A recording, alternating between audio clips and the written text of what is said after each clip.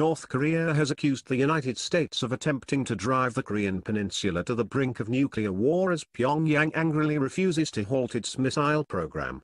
A defiant North Korea furiously responded to the UN decision to strengthen sanctions on its export revenues by attacking the US and its supporters on multiple fronts.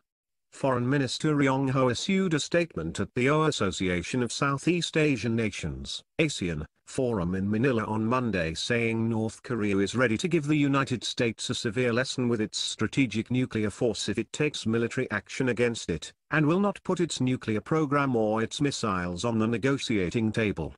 He described the new UN sanctions as being fabricated, adding, "We will under no circumstances put the nukes and ballistic rockets on their negotiating table." Early Tuesday morning, North Korea released a statement via its permanent mission to the United Nations calling the United States frenzied and desperate. The statement said the US is trying to drive the situation of the Korean peninsula to the brink of nuclear war, running amok to conduct missile drill against the DPRK, North Korea, and deploying massive strategic equipment to the peninsula.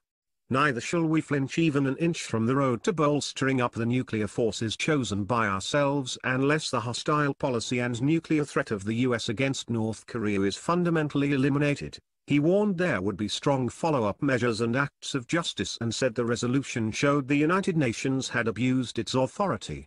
Earlier North Korea said in a statement it would launch thousands-fold revenge against the US over the sanctions. There is no bigger mistake than the United States believing that its land is safe across the ocean, it said. The warnings come amid reports that the North and South Korean foreign ministers met briefly on Sunday night on the sidelines of the ASEAN summit. South Korean news agency Yonhap Media reported that its foreign minister, Kang Kyung-hwa, shook hands with her North Korean counterpart, Mr. Ho, in a brief and impromptu meeting at an official dinner.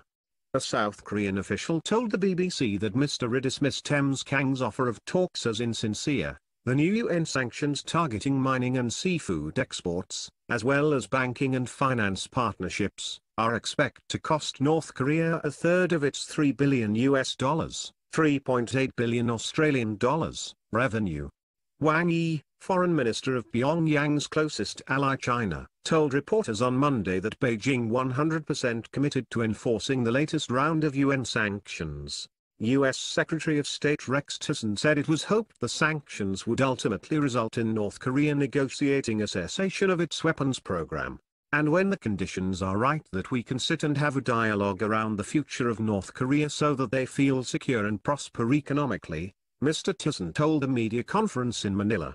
During an hour-long phone call on Monday, South Korean President Moon Jae-in and U.S. President Donald Trump vowed to continue cooperating to rein in North Korea, particularly ahead of a regular joint military drill set for late August, South Korean Presidential Office spokesman Park Soo-hyun said.